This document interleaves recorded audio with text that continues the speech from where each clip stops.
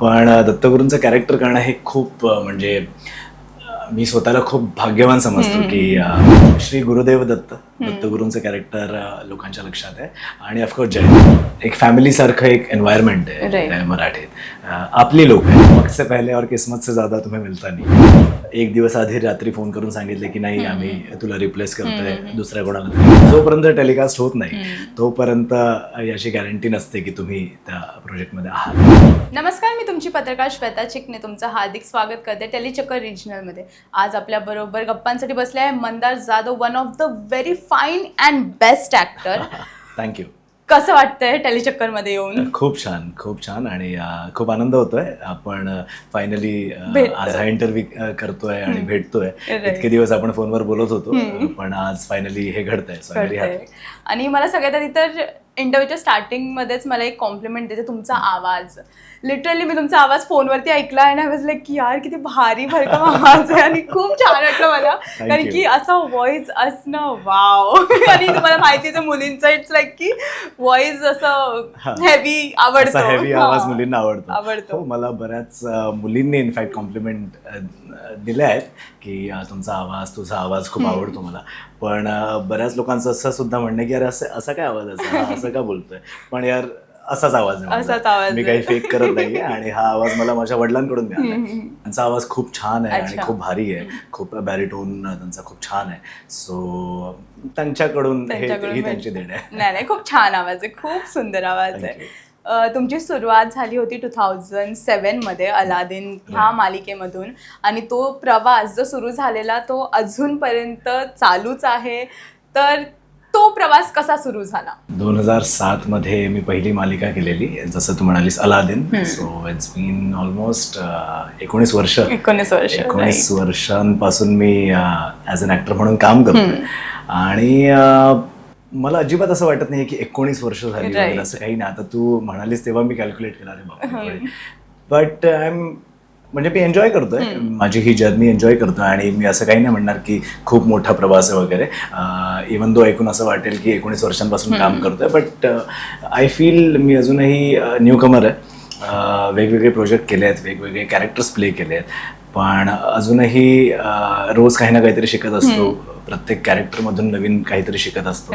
आणि त्याच एक्साइटमेंटने, त्याच इगरनेसने आणि त्याच क्युरिओसिटीने मी सेटवर जातो आणि माझं काम करतो. सो मी अजिबात असा विचार नाही करत की मी इतक्या वर्षांपासून वगैरे काम करतोय. I am still a newcomer. जसं आपण अलादीन बद्दल बोलत होतो आणि त्या ऑडिशनची सुरुवात कशी झाली, तो ऑडिशन आणि ती सिरियल तुम्हाला कशी काय भेटली? त्याबद्दल सांगायचं झालं तर त्याच्या आधी मला काही गोष्टी सांगायच्या आहेत. तर मला ठरवून ऍक्टर नाही झालोय मी. अरे बापरे.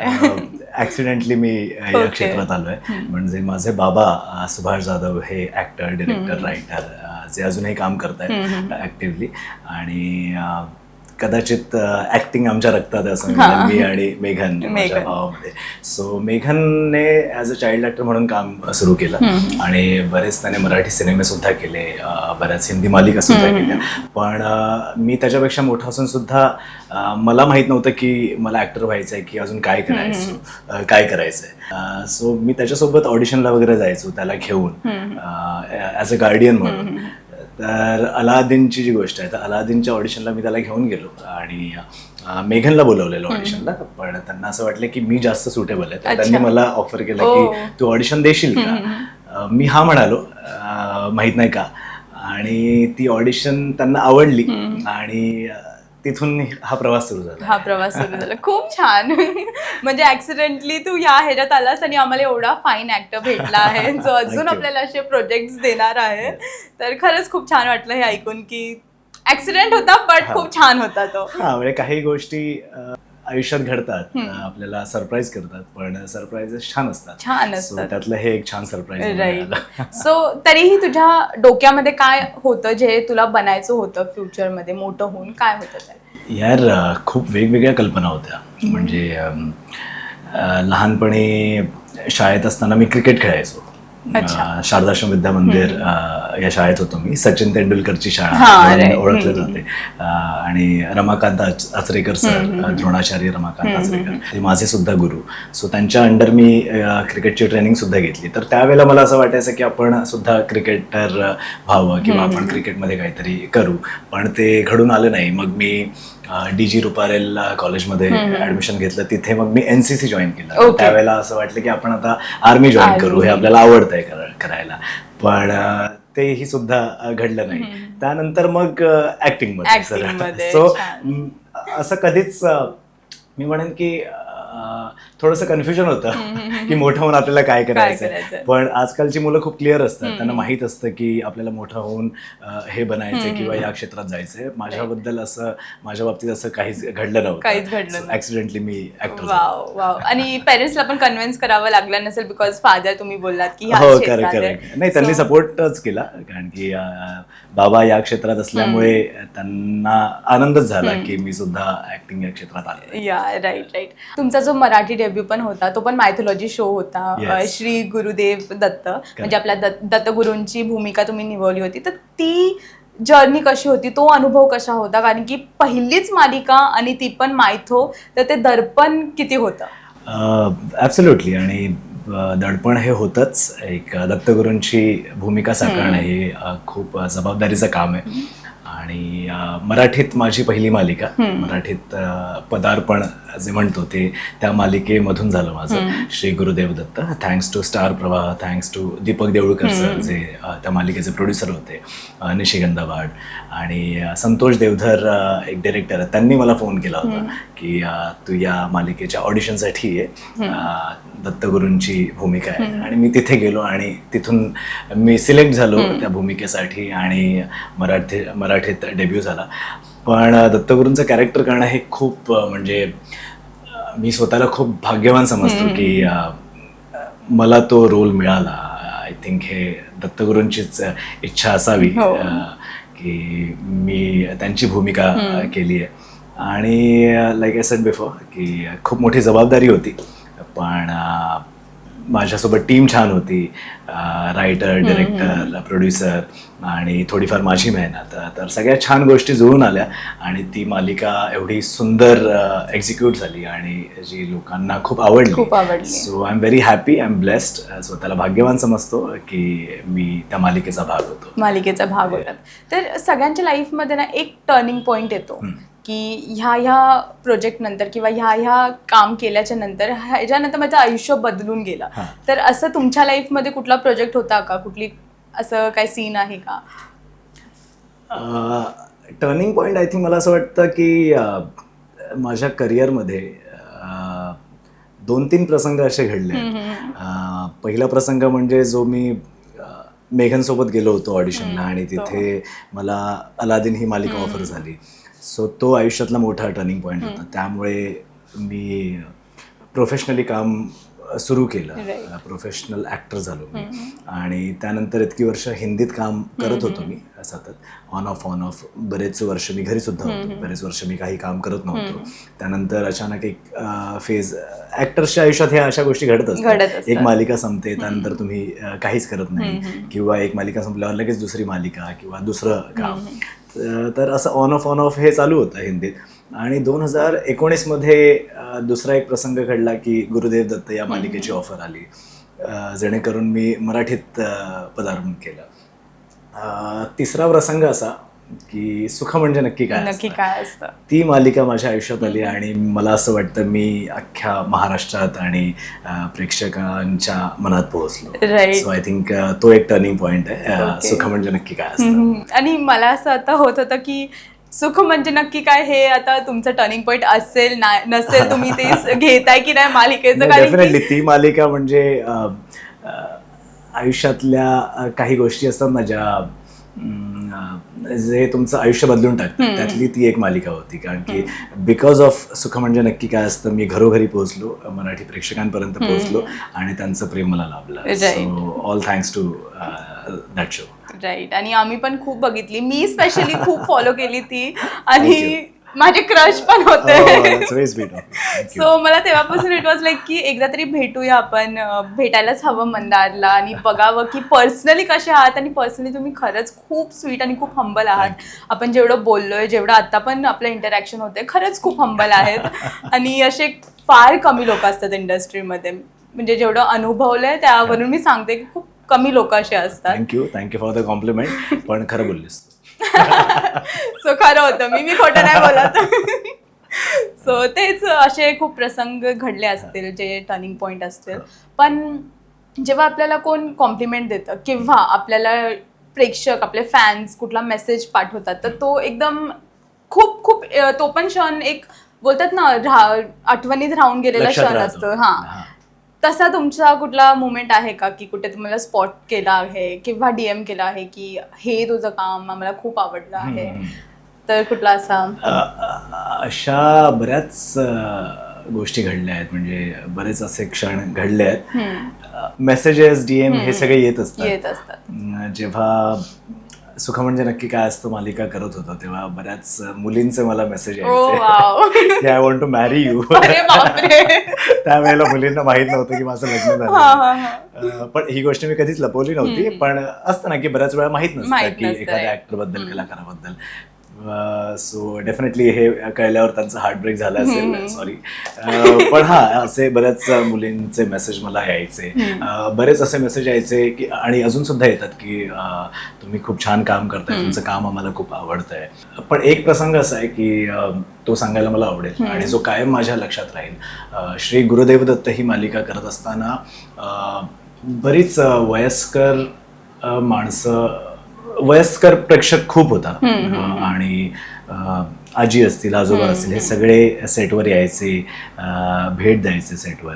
तर एक प्रसंग मला आठवत आहे. त्या आजी सेटवर आल्या, मला भेटल्या. मी दत्तगुरूंच्या अटायरमध्ये होतो आणि त्यांनी मला बघितलं आणि साष्टांग नमस्कार घातला. लिटरली खाली वाकून मला त्यांनी नमस्कार केला आणि मला कळलं नाही की आता म्हणजे कसं मी रिॲक्ट करूया. ऑफकोर्स तो माझ्यासाठी नव्हता, ते दत्तगुरू, म्हणजे दत्तगुरूंवरचं त्यांचं एवढं प्रेम आहे. तर त्यांनी मला त्या गेटअपमध्ये बघून साष्टांग नमस्कार घातला. मी त्यांना उचललं, मी त्यांना मिठी मारली आणि त्या माझ्या मिठीत रडायला लागल्या. आणि त्या म्हणाल्या, इतकी वर्ष मी तुला शोधत होते, पण आज मला तू भेटलास, आज मला दत्त भेटले.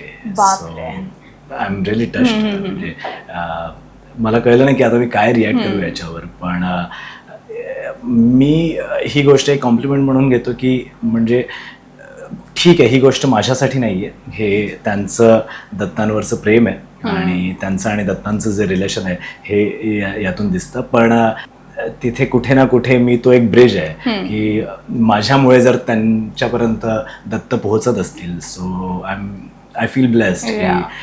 मला खूप भारी वाटलं की अरे वा, चला माझ्यामुळे त्या आजी एवढ्या इमोशनल झाल्या आहेत आणि त्यांना दत्त भेटले आहेत. सो ही गोष्ट मी कधीच विसरू शकत नाही.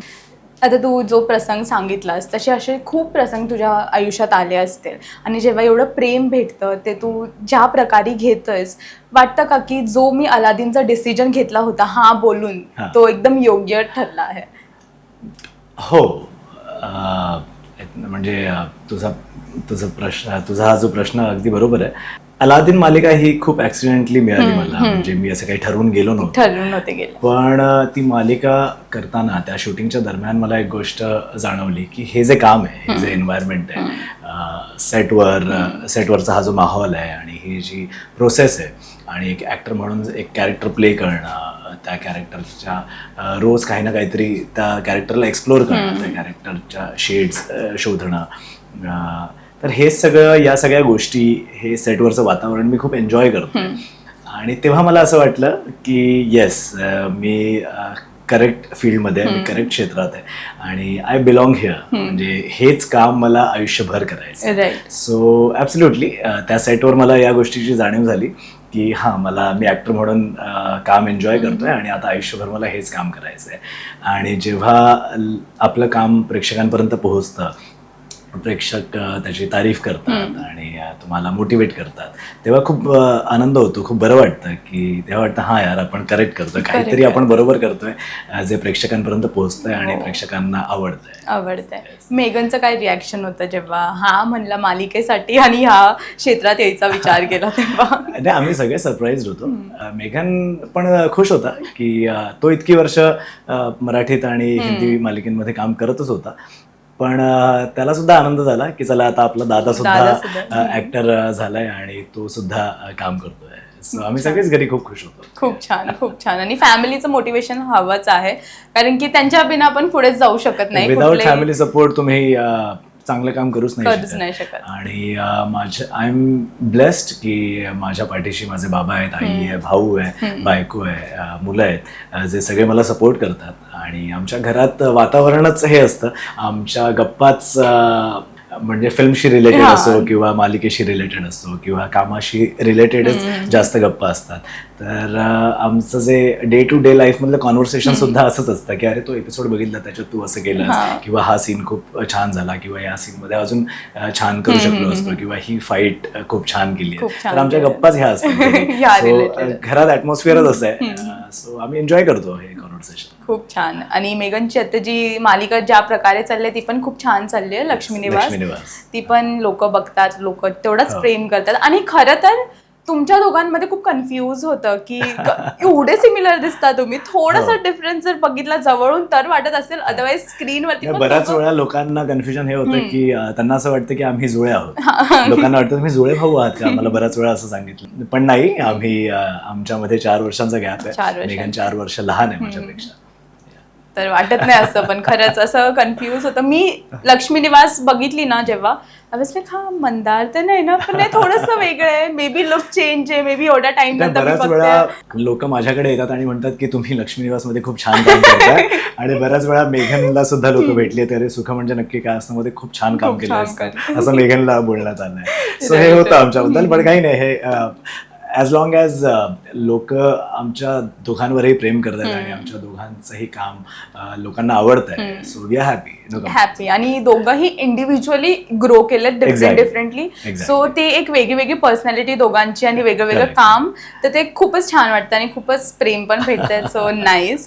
एवढे रोल केले आहेत, एवढे डिफरंट रोल केले आहेत आणि सगळे रोल लक्षात आहेत तुझे. एक रोल जो तुला प्रेक्षकाने कुठे तीच ह्यानी भूमिकेनी त्याच रोलने तुला अजूनपर्यंत लक्षात ठेवलं असेल ते कुठलं? 3 कॅरेक्टर्स जे मी प्ले केले आहेत, म्हणजे मी बऱ्याच हिंदी मालिका सुद्धा केल्या, पण मला जास्तीत जास्त कॉम्प्लिमेंट मिळाला ते म्हणजे अलादीनसाठी. सो अलादीन ही मालिका अजूनही जगात जिथे कुठे झी नेटवर्क आहे तिथे रिपीट टेलिकास्टवर दाखवली जाते. तर मला जगभरातून मला मेसेजेस येत आहेत की आम्ही तुझी मालिका बघतोय, आणि त्यांना असं वाटतं ती नवीन मालिका तिथे चालू आहे, त्यांना माहित नाही ही जुनी मालिका आहे. बरेच लहान जो प्रेक्षक वर्ग आहे, जो आता मोठा झालाय, ते माझ्याकडे येतात आणि म्हणतात की आम्ही लहानपणी तुमची मालिका बघायचं. म्हटलं अरे मी पण लहानच होतो. पण येस, तर अलादीन हे कॅरेक्टर लोकांच्या अजूनही लक्षात आहे. आणि श्री गुरुदेव दत्तगुरूंचं कॅरेक्टर लोकांच्या लक्षात आहे. आणि ऑफकोर्स जयदीप म्हणजे नक्की काय असतं मधला जयदीप. राईट. हे 3 कॅरेक्टर्स लोकांच्या अजूनही लक्षात आहे. सो तुला कधी रियालिटी शो ऑफर झालाय? हो. कुठला? नाव नाही सांगणार, गॅस करा. Big boss? गॅस करा. मी गॅस करत राहील, तू हाच नाही बोलणार. प्रेक्षक कमेंट करून सांगतील. खतरों के खिलाडी? नाही, मला आवडेल. इनफॅक्ट मला असे काही स्टंट वगैरे आणि असं एक्साइटिंग काहीतरी करायला आवडेल. तुझी फिजिक पण चांगली आहे, तर you can go for it. I don't mind, मला नक्कीच आवडेल. राईट. डान्स मी असं प्रोफेशनल डान्सर वगैरे नाही आहे, पण मी स्टेज परफॉर्मन्सेस केले आहेत. म्हणजे अवॉर्ड शो असतात किंवा असं काही स्टार प्रभावरच बऱ्याच कार्यक्रमात मी डान्स केलेला आहे. मला कोरिओग्राफर्सने हेच सांगितलं की आम्ही जे शिकवतो ते तू चांगलं शिकतोस आणि तू छान परफॉर्म करतोस. सो माझे टीचर्स हॅपी आहेत, कोरिओग्राफर्स हॅपी आहेत, सो आय एम हॅपी. मी काही प्रोफेशनल कुठली ट्रेनिंग वगैरे नाही घेतली, पण मला एखादी गोष्ट जर तुम्ही करून दाखवली तर ती मी कॉपी पेस्ट करू शकतो. सो आय थिंक हे स्किल आहे माझ्यात. गुड. म्हणजे खतरों के खिलाडी आणि डान्स बद्दल सांगितलं म्हणजे बिग बॉस ऑफर झालेला आहे असं वाटतंय मला. आय थिंक सो है ना, बिग बॉस ऑफर. मला काहीच बोलायचं. ओके, ठीक आहे. फ्युचर मध्ये आम्हाला कुठे रियालिटी शो मध्ये दिसशील? You never know. Never know. मला नक्कीच आवडेल काही ना काहीतरी करायला, पण लेट्स सी. आता मी काही बोलू नाही शकत त्याबद्दल. लेट्स सी काय मला ऑफर होत आहे आणि ऑफर झाल्यावर किती एक्साइटिंग ती ऑफर असेल त्यावर डिपेंड करतं. राईट. बकेट लिस्ट सर्वांची असते. तुझे 3 नावं बकेट लिस्ट मध्ये ऑन टॉप ज्यांच्याबरोबर तुला फ्युचर मध्ये काम करायचं आहे. डिरेक्टर असो, को आर्टिस्ट, एनीवन. 3 नावं असं मी अशी काही लिस्ट मी नाही बनवली आहे, पण नाही, मला चांगल्या लोकांबरोबर, चांगल्या टॅलेंटेड लोकांबरोबर काम करायला आवडेल. इवन दो मी स्वतःला अजूनही, जसं मी सांगितलं, मी न्यू कमरच समजतो. मला बरेच वेगवेगळे कॅरेक्टर्स प्ले करायचे, चांगल्या लोकांबरोबर काम करायचं आहे, चांगल्या डिरेक्टरसोबत, चांगल्या प्रोड्युसरसोबत काम करायचं आहे आणि असं काम करायचं आहे जे प्रेक्षकांपर्यंत पोहोचेल. तर अशी काही लिस्ट नाही आहे माझ्याकडे. नाही, काही अशी लिस्ट नाही आहे माझ्याकडे, पण चांगल्या लोकांसोबत काम करायचं. राईट. ओके. तू हिंदी मराठी दोन्ही केला आहेस. एक डिफरन्स जे ह्या दोघांना डिफरंट बनवतं, एक अशी गोष्ट, ती काय आहे? One thing. हिंदी मालिकेमध्ये मी बऱ्याच काम केलं आहे. मी जवळपास 10-12 हिंदी शोज केले आहेत, हिंदी मालिका केल्या आहेत. खूप प्रोफेशनली काम होतं तिथे आणि खूप छान काम होतं. मराठीत मला हा फरक जाणवला की मराठीत सुद्धा खूप प्रोफेशनली काम होतं. खूप टॅलेंटेड लोक आहेत मराठी इंडस्ट्रीत, पण मराठीत ॲट द सेम टाइम खूप आपलेपण आहे, आपुलकी आहे. आपण एक फॅमिलीसारखं एक एन्व्हायरमेंट आहे मराठीत. आपली लोक आहेत आणि आपण एक कुटुंबासारखं काम करतो. सेटवर गेल्यावर अजिबात असं वाटत नाही की आपण काम करायला आलोय, आपण मजा मस्ती करत काम करतोय. सो मराठी आणि हिंदीमधला हा एक फरक मला जाणवला. तिथे थोडं प्रोफेशनलिझम जास्त आहे, मराठीत सुद्धा आहे, but at the same time एक आपुलकी आहे, एक कम्फर्ट आहे मराठीत. पण जर क्वालिटी म्हणून तर दोन्ही सेमच आहेत, असं काही क्वालिटीमध्ये कॉम्प्रोमाइज वगैरे नाही. सो मराठी हिंदी दोन्ही इक्वलच आहे. हां. राईट. एक प्रश्न मला आत्ता आठवला. मी तुझं एक आर्टिकल कुठेतरी, तुझं नाही म्हणजे एक आर्टिकल तुझ्या रिलेटेड वाचलं होतं आणि तिथे तुझ्या 700-800 असे ऑडिशन्स बद्दल लिहिलं होतं. So what is about, like what it is about? Right. मी एका इंटरव्ह्यूमध्ये म्हणाले होते, विच इज ट्रू. ती स्टोरी अशी आहे, स्टोरी नाही म्हणजे मी माझ्या पास्ट बद्दल सांगितलेलं. म्हणजे त्यांनी मला प्रश्न विचारलेला अबाउट माय स्ट्रगल. सो मी हिंदी मालिकेत माझी एंट्री झाली without any struggle, without any, म्हणजे मी फारसं काही त्यावर मेहनत घेतली नव्हती. अलादीन ही मालिका मला ऍक्सिडेंटली मिळाली आणि ती 2-2.5 वर्ष चालली, लोकांना आवडली ती. पण मी त्यावेळेला खूप लहान होतो आणि मी खूप बारीक होतो. तर मालिका संपल्यानंतर मला लगेच दुसरं कुठलं काम आलंच नाही माझ्याकडे आणि जवळपास मला 4-5 वर्ष लागली दुसरं काम शोधायला. तर त्या 4-5 वर्षांमध्ये मी जवळपास 700-800 ऑडिशन दिले असेल, मला माहीत पण नाही. म्हणजे जिथे कुठे ॲडची ऑडिशन असेल, नवीन मालिका येत असेल, तिथे मी ऑडिशनला जायचो आणि सगळ्या ऑडिशन मी द्यायचो. मी त्यावेळेला मी पेडर रोडला राहिला होतो, साऊथ मुंबईला, आणि ऑडिशन सगळ्या अंधेरी, गोरेगाव या साईडला व्हायच्या. सो रोज मी बसने असो, ट्रेनने असो, मी हा प्रवास करायचो आणि मी या ऑडिशनला यायचो. कधी कधी मोस्ट ऑफ द टाइम मला हे सांगितलं जायचं की नाही, you are not suitable, you are not fit. सुरुवातीला असं वाटायचं की का मी एवढी चांगली सुपरहिट मालिका केली आहे, अलादीन लोकांना आवडली आहे, मग दुसरं काम का नाही मिळत. इवन दो मला ऍक्टर व्हायचं नव्हतं, पण त्या मालिकेच्या दरम्यान मी ठरवलेलं की नाही, आता हे काम मला आयुष्यभर करायचं. आणि आता ज्या कामाच्या मागे मी आहे, मला पुन्हा एकदा नवीन कॅरेक्टर प्ले करायचं, मला पुन्हा एकदा सेटवर जायचं आहे, पण ते होत नाहीये, ती गोष्ट घडत नाही. का होत नाहीये? जिथे मी जायचो तिथे मला रिजेक्ट केलं जायचं. सो मालिकेत माझी एंट्री तर झालेली, म्हणजे एक ऍक्टर म्हणून मी एस्टॅब्लिश तर झालेलो, पण मला दुसरं काम मिळत नव्हतं आणि ते काम मिळवण्यासाठी मग माझा तो प्रवास सुरू झाला. तो स्ट्रगल म्हणू, तो स्ट्रगल माझा सुरू झाला. आणि सुरुवातीला असं वाटायचं की काय आपलं चुकतंय, आपण ऑडिशन चुकीची देतोय किंवा आपण तेवढं छान ॲक्ट करत नाही आहोत का, जे समोरच्याला अपील होत नाही. नंतर नंतर मला कळायला लागलं आपण सगळ्या हिरोच्या भूमिकेसाठी ऑडिशन देतोय, पण आपण हिरोसारखं राहत नाही आहोत, आपण हिरोसारखं दिसत नाही आहोत. सो आपण स्वतःला ग्रूम केलं पाहिजे. हे एक सेल्फ ॲनलाइज मी केलं आणि नंतर मग मी स्वतःला खूप ग्रूम केलं त्या काही वर्षांमध्ये. मी स्वतःच्या लुक्सवर, स्वतःच्या तब्येतीवर लक्ष दिलं. लाईक आय सेड की मी बारीक होतो, तर मी जरा जिमला जायला लागलो. तेव्हापासून मग मी व्यायाम करणं असो, जरा छान हेल्दी खाणं असो, तर या सगळ्या गोष्टी मी जपायला लागलो आणि स्वतःला ग्रूम केलं मी. तेव्हा कुठेतरी जाऊन एक ऑडिशन क्रॅक झाली आणि मग मला दुसरं काम मिळालं. सो ही जी प्रोसेस होती ही खूप म्हणजे त्यावेळेला मेंटली डिस्टर्बिंग होती.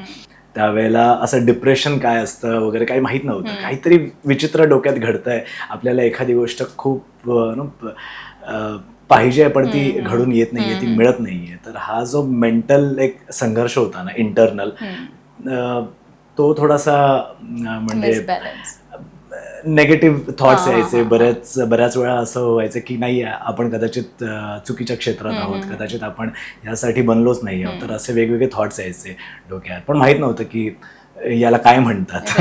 पण मी डील केलं ते आणि माझ्यात पेशन्स खूप आहेत. मी म्हणजे चांगल्या संधीची वाट मी बघू शकतो आरामात असं. पण yes, at the same time मी तेवढीच मेहनतसुद्धा घेतली आणि तेव्हा कुठे जाऊन 4-5 वर्षानंतर मला एक काम मिळालं आणि मग तिथून पुन्हा गाडी रुळावर आली असं मी म्हणेन. सो हीच एक म्हणजे मला आवडत नाही फारसं असं काही या गोष्टी एलॅबोरेट करून सांगायला. मला उगाचच खोट्या स्टोरी वगैरे क्रिएट करून सांगायला आवडत नाही. पण माझा स्ट्रगल हा होता, मोर लाईक अ इंटरनल स्ट्रगल, की जिथे कुठे जावं तिथे रिजेक्शन खूप वेळा मला झेलावं लागलं. आणि स्वतःला ग्रूम केल्यानंतर पण असं नाही की लगेच काम मिळालं, खूप वेळ लागला.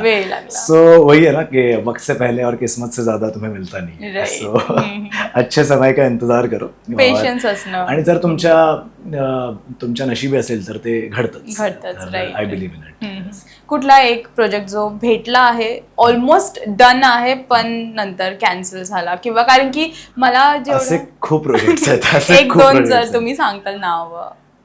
बऱ्याच हिंदी मालिका आहेत, बऱ्याच हिंदी मालिका ज्या आता लोकांना माहीत पण नसतील. पण ही तेव्हाचीच गोष्ट आहे जेव्हा बऱ्याच ठिकाणी रिजेक्शन येत होतं. या अशा घटना सुद्धा बऱ्याच घडल्यात की मला कास्ट केलंय, पण एक दिवस आधी रात्री फोन करून सांगितले की नाही, आम्ही तुला रिप्लेस करतोय, दुसऱ्या कोणाला तरी घेतोय. तर बऱ्याच हिंदी मालिकांसोबत असं घडलेलं आहे, मराठीत नाही असं. कारण की ऑडिशन नंतर फिक्स झाल्याच्या नंतर सुरू होस तोपर्यंत ते मधला जो पिरियड असतो तो थोडासा टेन्शनवाला असतो की कधीही आपण रिप्लेस होऊ शकतो. करेक्ट. काही गोष्टी ऍक्टरच्या हातात नसतात. एक प्रोसेस आहे जी ऑडिशन झालं, मीटिंग झाली, मग तुम्ही फायनल होता, मग कॉन्ट्रॅक्ट साईन करता आणि मग तुम्ही शूटिंग साईटवर जाऊन शूट करता, तरी सुद्धा तुम्ही रिप्लेस होऊ शकता. आणि जोपर्यंत टेलिकास्ट होत नाही तोपर्यंत याची गॅरंटी नसते की तुम्ही त्या प्रोजेक्टमध्ये आहात. सो येस, आय थिंक म्हणजे ऍक्टरचं आयुष्य असंच आहे. बऱ्याच गोष्टी तुमच्या हातात नाही आहेत. सो बऱ्याच गोष्टी तुम्ही नशिबावर सोडायच्या असतात. राईट. तुमची को आर्टिस्ट आणि जी सगळ्यांना आवडणारी जोडी, सो गिरिजा प्रभू, तुम्ही अजून पण कॉन्टॅक्ट मध्ये आहे त्यांच्याबरोबर? हो, नक्कीच. मी कालच तिच्याशी बोललो आणि कालच मी तिला कॉंग्रॅच्युलेट केलं तिच्या नवीन हिंदी शो बद्दल. So I am very happy for her की मराठीतून आता ती हिंदीत सुद्धा गेली. राईट. खूप छान ते पण करतायत आणि तुमची जोडी खरंच सगळ्यांना अजून पण लक्षात आहे, अजून पण आवडते सगळ्यांना जोडी. तर खूप छान. आय थिंक सुखा म्हणजे, सॉरी मी तुला कट करतो, सुखा म्हणजे नक्की काय असतं, मध्ये जयदीप आणि गौरीची जोडी ही लोकांना खूप आवडली आणि आमची केमिस्ट्री लोकांना खूप आवडली. छान छान सीन आम्ही एकत्र शूट केले आहेत आणि आम्ही छान मित्र आहोत एकमेकांचे. आता गेली 5-6 वर्ष एकत्र काम करतोय, एकमेकांना ओळखतोय. इनफॅक्ट 2 मालिका आम्ही एकत्र केल्या आहेत. सो आमचं बॉन्डिंग खूप स्ट्रॉंग आहे आणि आमची जी मैत्री आहे, आमची जी केमिस्ट्री आहे, ती त्यामुळेच स्क्रीनवर छान पद्धतीने दिसते. त्यामुळेच आमची जोडी लोकांना आवडते. राईट. आणि याचं क्रेडिट चंद्रकांत कणसे डिरेक्टर आहेत यांना सुद्धा जातं, जे सुख म्हणजे नक्की काय असतं चे डिरेक्टर होते. आणि त्यांनी आमची ती केमिस्ट्री छान डेव्हलप केली आहे. सो जयदीप गौरी या जोडीचं श्रेय स्टार प्रभाला सुद्धा आहे आणि चंद्रकांत कणसे यांना सुद्धा आहे. आणि ती नेहमी वन ऑफ द बेस्ट जोडी असणार आहे आणि नेहमी अशीच राहणार सुद्धा आहे. तुमचे अपकमिंग प्रोजेक्ट्स काही आम्हाला सांगता येतात? आहे, एक प्रोजेक्ट आहे जो लवकरच लोकांसमोर येईल. अजून नाव ठरलेलं नाहीये, त्यामुळे मी फारसं काही सांगत नाहीये. पण येस, लवकरच पुन्हा एकदा लोकांना बघायला मिळेल. खूप छान. आणि आम्ही पण वेट करतोय परत बघायला तुम्हाला मोठ्या स्क्रीनवरती, टेलिव्हिजनवरती. तर आम्ही पण तेवढेच उत्सुकता आहे. थँक्यू. खूप छान वाटलं तुमच्याबरोबर गप्पा मारून आणि आपण असं परत इंटरव्ह्यूज करूया लवकरच. फॅन्ससाठी काय मेसेज? फॅन्सला काय म्हणू, आय थिंक प्रेक्षकांमुळेच एक कलाकार घडतो, प्रेक्षकांमुळेच कलाकार जिवंत राहतो. सो आय थिंक प्रेक्षकच आमचे देव आहेत. सो माझ्यावर जे प्रेम करताय तुम्ही ते असंच प्रेम करत राहा, मला सपोर्ट करत राहा आणि तुमचा आशीर्वाद सदैव माझ्या पाठीशी असू दे. Thank you so much. Thank you so much.